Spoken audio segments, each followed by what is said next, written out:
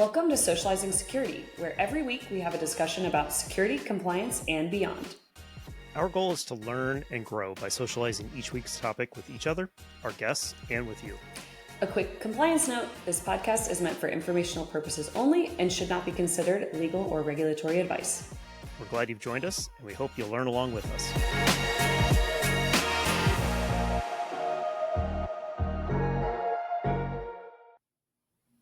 Hi, everybody. Welcome back for another episode of Socializing Security. Excited to have you back, talk a little bit about security and compliance. Milou, I know you're excited. Always. So yeah, we're just the two of us today. We hope you've been enjoying kind of the interview episodes that we've been doing. We've really enjoyed those. We're kind of getting to this pattern of kind of every other episode being an interview one, which I really like because it allows us to flesh out some of our own ideas and then hear other people's ideas in subsequent weeks. But today we're going to talk a little bit about layers of security. This has been a big topic, big talk track of mine in my day-to-day work about how having multiple layers, and there's multiple layers of layers in some ways. It's not yet found the right analogy to really describe how the layers of layers really Like works. an onion or? Like an onion within an onion, like each layer of an onion is an onion itself, if you will. Got it. But we'll dig into it and we'll start peeling back that onion to start talking about kind of the mindset there. So anything before we jump into this, Milou, that you want to kind of tee up for this conversation? I mean, I think this one is helpful when we're talking about like technical and administrative controls. That's like a very common talk track you'll see in like compliance audits, or you'll see that, certain standards like GDPR, for example, in the EU requires that companies put in sufficient technical and administrative controls. But obviously these regulations don't actually define what those are. And so it's really great when we're thinking about building out security strategies that we're thinking about it in a way that touches on physical, administrative, and technical controls, and looking at those as some of the different layers within each. They also have different requirements, right, for every system and point, exactly what you're saying. So we might have 3 different layers, but within those we have, like, again, multiple different layers. So I think the physical one we can talk about really quickly because that's very simple to think about. It's not just a lock on a door, right? It's thinking through your servers are in a data center, which have multiple physical security controls in place so that if one of them fails, there's additional redundancy. And you can think about it that way, right? That you have your server cabinets, those are locked, then your cage is locked, then the actual like data center is locked. And so there's so many different actual security controls in place that are creating some of those additional layers of security on the physical side. I think is a good way to start talking about it. Yeah. I mean, this is an old tale. Like if you go to a bank, there's a lock on the outside of the bank to get inside the building, and then you've got the big giant vault door that you've got to open up, and then within that vault door you've got a bunch of safety deposit boxes that each require sometimes 2 keys in order to open. Like you've got to have a bank employee and the customer both have to turn their key to unlock the thing and to be able to access it. So this concept of having to go through multiple gates in order to get to them is important. When we talk about the physical aspect, there's I used to do a lot of work in data centers, and I was always amazed at some of the security controls that went into them. We've got straight up retina scanners. For those of you who have never been into a data center, and this has been around for probably a decade now at least, where it literally scans your eyeball in order for you to get in. It's pretty amazing. And then It's also like impossible to even, depending on like how you have this set up, right? Like if you're an organization that owns the entire like data center, then that's a little different. But if you have a cage, even just finding your actual assigned cage is really hard. And I've been locked out of a data center. So I think that's actually happened to me twice where, just because my name wasn't properly typed up, I wasn't getting in. And so there's certain little tests that, there are a lot of security controls in place to making sure that people are not getting access to the servers. Yeah. I've gotten locked into data centers in the past too. So sometimes the egress is as tight as the ingress, and that's a control type thing. Like I could grab something and put it in my pocket. And if I'm not properly taken out of the facility, I've walked away with something valuable. So, they are At what thoughtful level about did you those get facilities. locked in? Were you locked in the cage, or like what did No, you? no, it was on the floor. We had the keys to our cage because in this situation we were in a colo facility. So, we had our key to our cage and only we had those keys. So you But left your like access badge or something, or no, this happened to be a facility where we had to be escorted because they didn't have all the proper controls inside the data center. So, in order for us to access our cage, which was, we made sure that, or actually, we weren't in a cage to access our cabinets. We had to be escorted in and pretty much have a babysitter the whole time we were there, which really kind of sucked.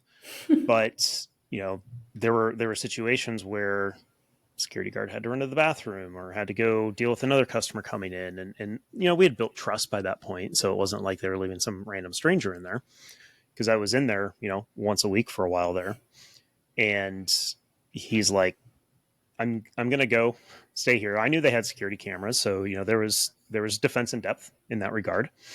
It wasn't just on him. They just wouldn't have been able to stop me from doing something.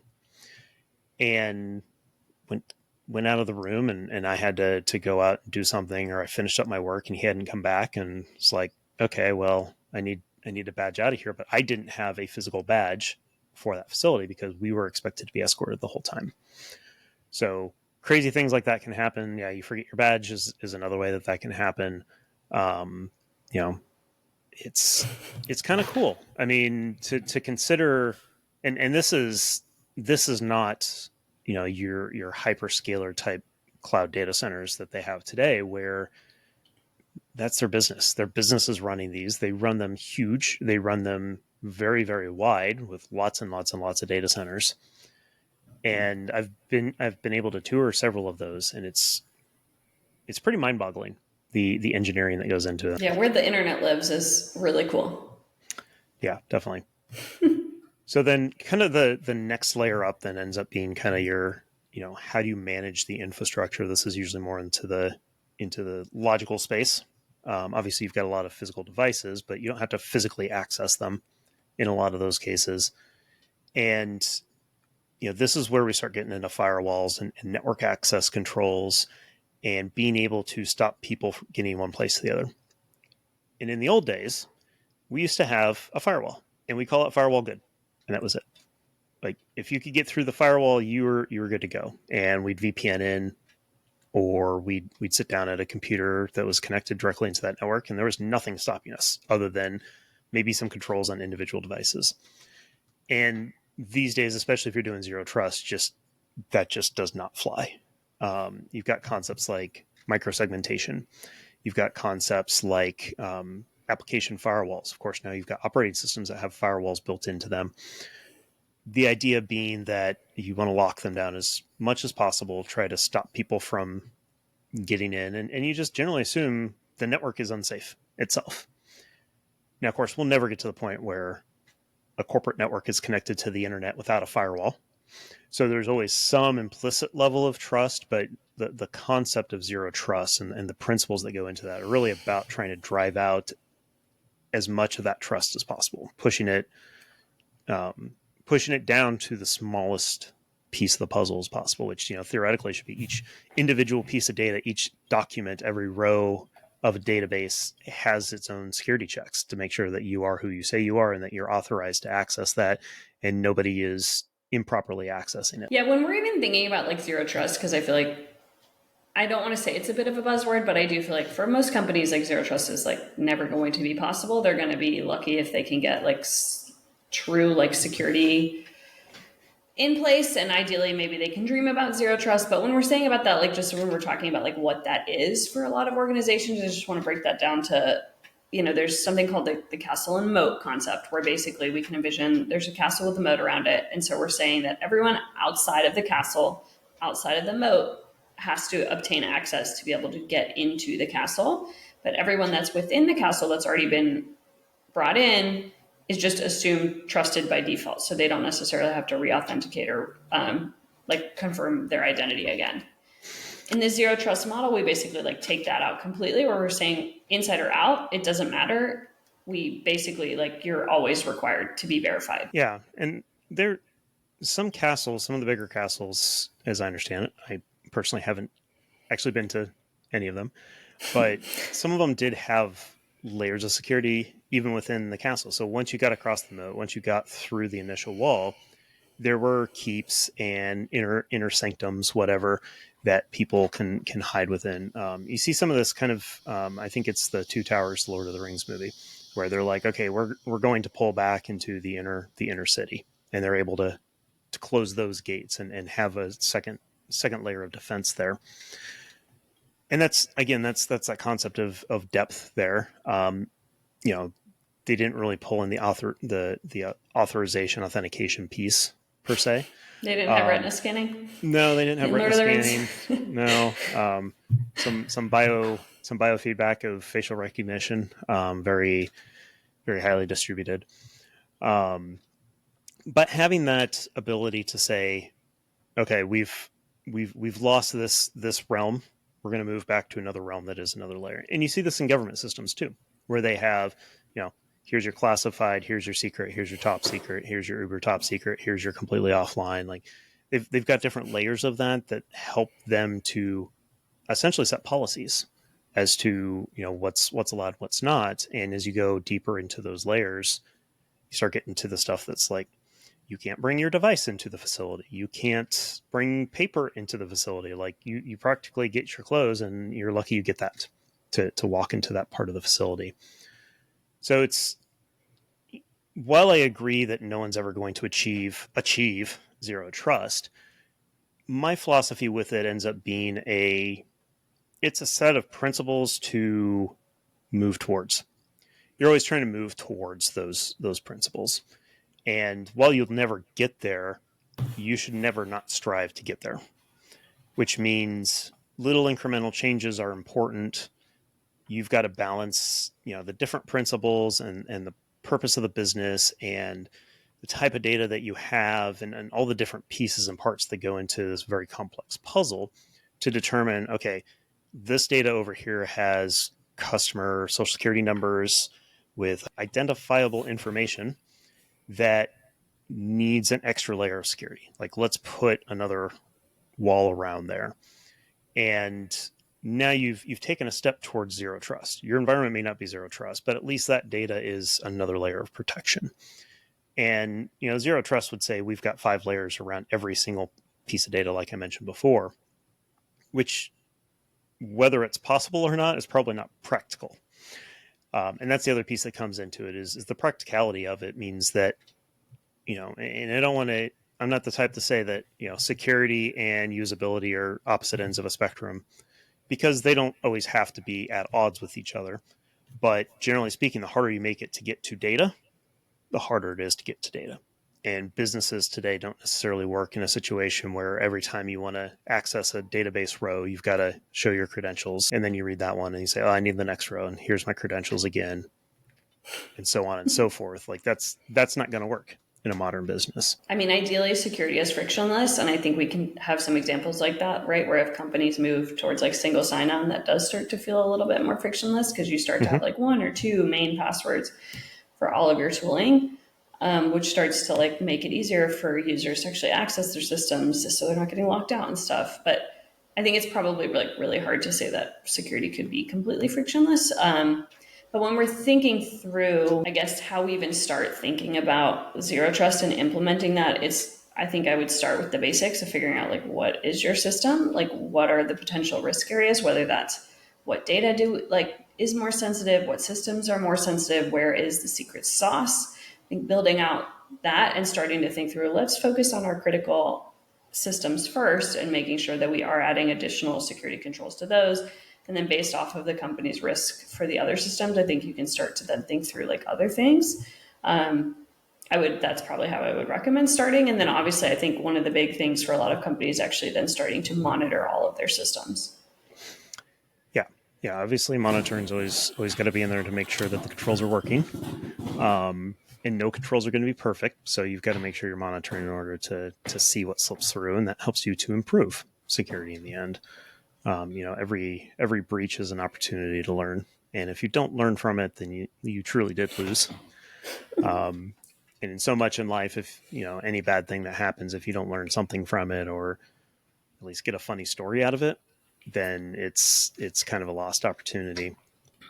But having that capability to improve constantly, I think is the most important part about zero trust. Is you've always got to be striving for better, and I think those principles are laid out pretty well. I'm going to assume most people kind of know what those principles are at this point. To give another example of where depth is important, we talk about there's been this big move from antivirus to next generation antivirus to EDR to MDR to XDR to who knows what else we're going to throw out there next. So many acronyms. Yeah, and a lot of it is marketing driven. So much of it is ethereal. Like there's multiple spectrums when we talk about these tools. I've had to work towards defining where our product fits within a spectrum, within those spectrums, and it's impossible because XDR is this, and you lay out 3 different things that qualify an XDR, and then you look at the next product, and that product has not it has 2 of those, but it has another one that they've added into them. So it's like, okay, well, is it 3 of these 4 then that define XDR? I don't want to get into that. Maybe we need to start a marketing cybersecurity podcast, but I know there's some of those out there already. When it comes down to it, though, we've seen an evolution of the tool set. And one of the things that I try to impress upon customers is that the days of having that real-time scanner, your traditional antivirus, your typical EDR, is not enough, because things can move quicker or slower than that real-time scanning can pick up on. And of course, things slip through. I had a situation where customer didn't find something in their environment, and one of the solutions that you can use there is use your backups. And you're seeing a lot of backup vendors starting to have this, we'll scan for threats in your environment because we have all your data. Let's go ahead and scan for these things. And there's numerous different ways in which that happens based on the backup vendor and how they're doing it. Do they have to spin it up? Can they actually scan the data without having to create a virtual machine and power it on and all that kind of stuff? The ability to scan those backups independent of what you're using on your devices, I think, is an important aspect of this layers of security, this defense in depth, because I may be using tool A to scan real time and use tool B to scan the backups. And even within the backups, you have multiple different ways of potentially scanning, where you're just saying, hey, we're just going to look through the file system index and we're going to look for certain things. And if we find them, we're going to throw a flag up. Meanwhile, others are going to actively power up that virtual machine, and they're going to run your traditional real-time antivirus in a very, very deep scan way, the kind of scan you can't do very often in production. And that's going to find different things. And I've actually seen customers find things on that second scan in their backups that they didn't find in their first scan. They're like, well, you've got a false positive here. I'm like, no, you've got a false negative. Like, you should have had a negative here. And so having that depth, and another way I like to look at this is real-time versus historical, because sometimes these bad actors are moving slowly to avoid detection. They're trying to get around the way that the traditional endpoint scanning works.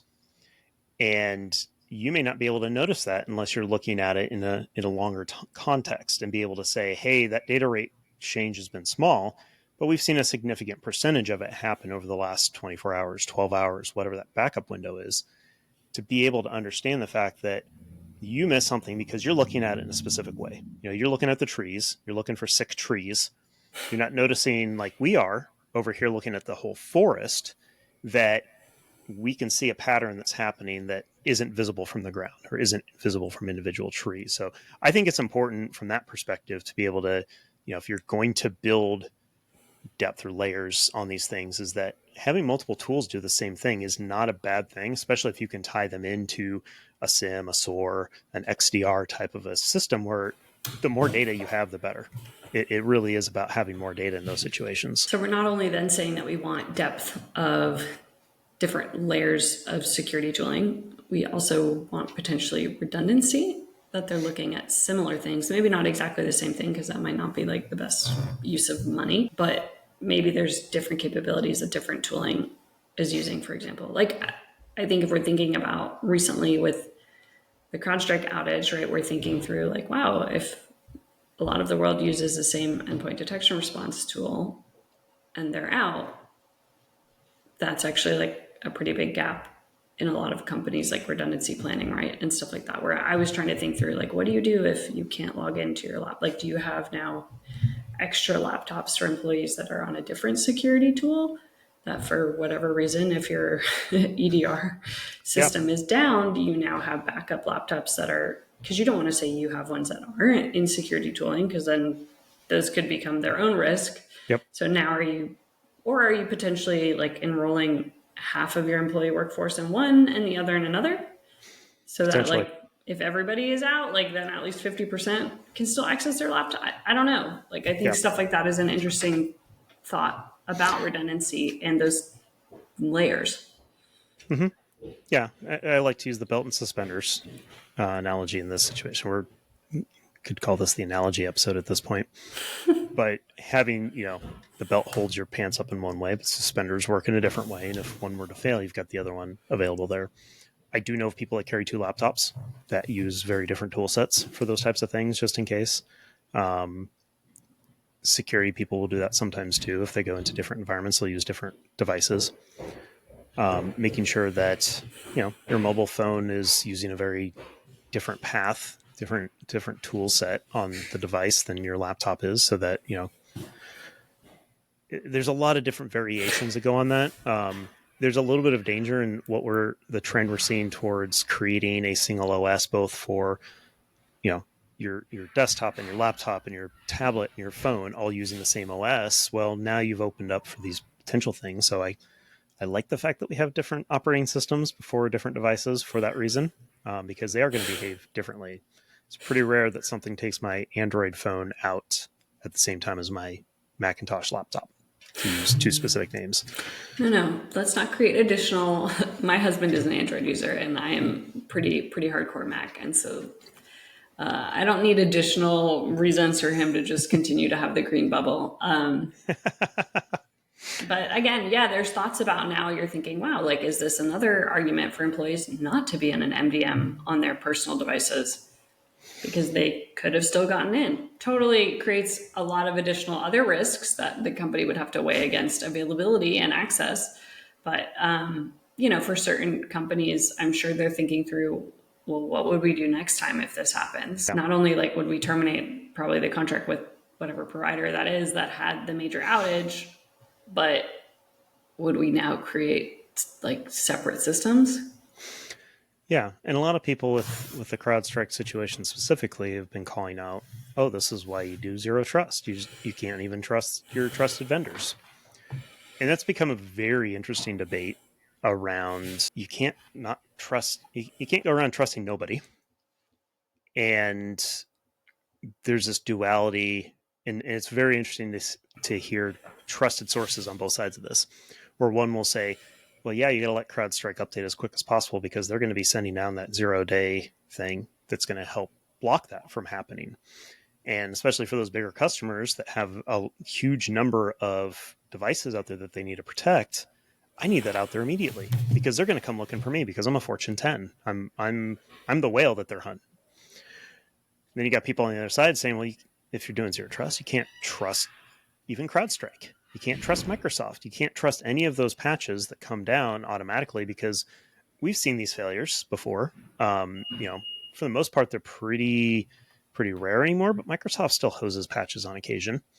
And I grew up as an admin in the days of you don't trust a Microsoft patch without seriously putting it through some trials, or at least waiting for other people to trip over all the rocks. So that duality in this modern age, where generally like 99% of those patches you can trust, let them auto update, because 99% of the things that they're going to block are things that are dangerous. You don't want in your environment.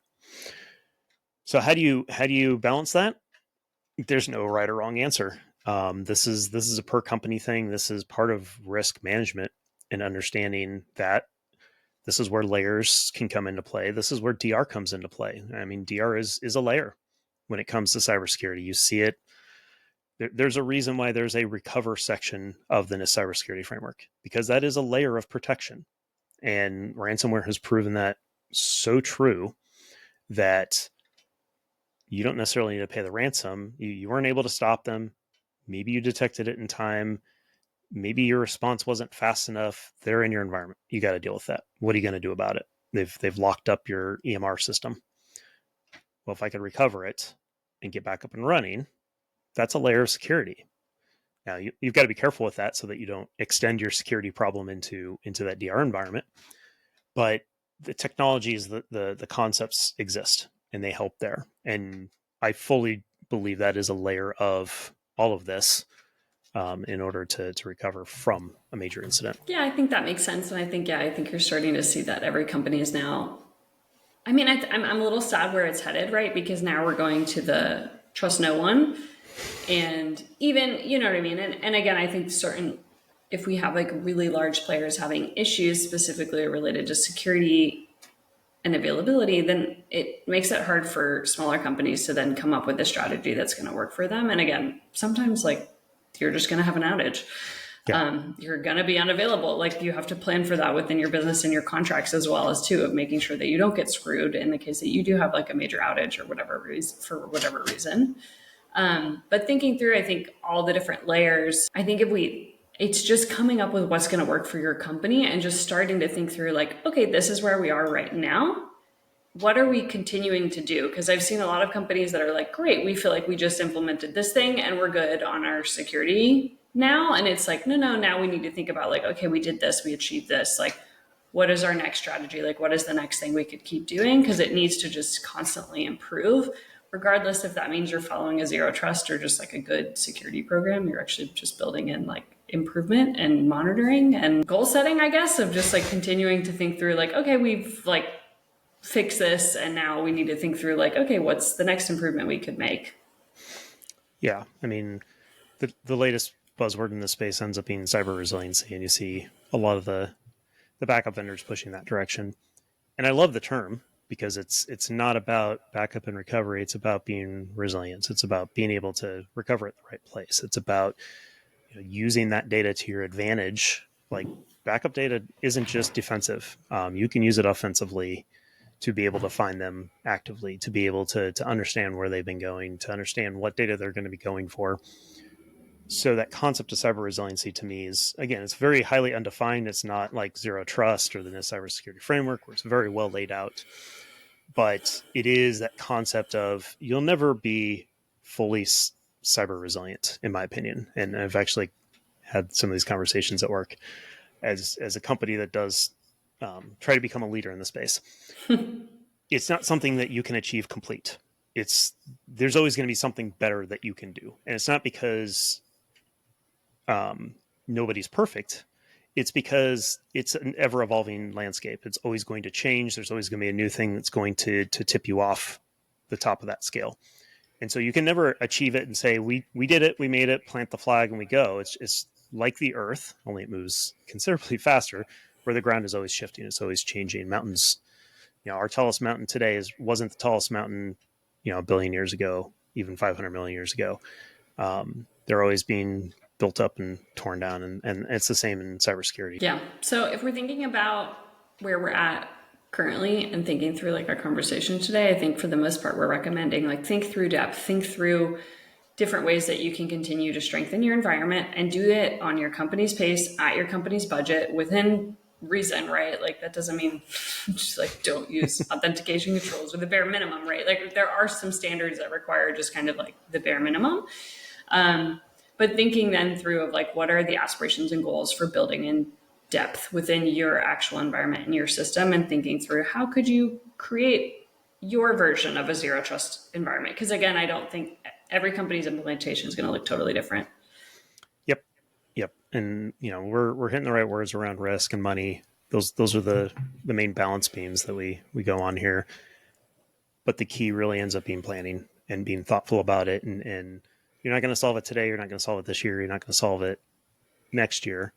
It's something you need to aim for, here's our 5-year plan, and here's the incremental steps per year, per quarter. Let's start achieving some of these small incremental steps. Yeah, I like that. I think it's thinking about how you can secure your castle. Yep. Cool. Well, love that conversation, Milou. It's kind of a fundamentals type of thing, so hopefully people enjoy the condensation of the conversation. Definitely a lot of depth that we didn't go into, but it's not that stinky of a topic, so it's a little bit better than an onion in that regard. Yeah, thanks everyone for socializing with us. We'll see you in a future episode. Take care, everybody. Thank you for joining us for another episode of Socializing Security. We hope you learned a thing or two with us. If you'd like to continue socializing with us on this topic or have feedback, we'd love to hear from you on LinkedIn or social media. Just search for Socializing Security. Or you can email us at info@socializingsecurity.com. Until next time, stay social and stay secure.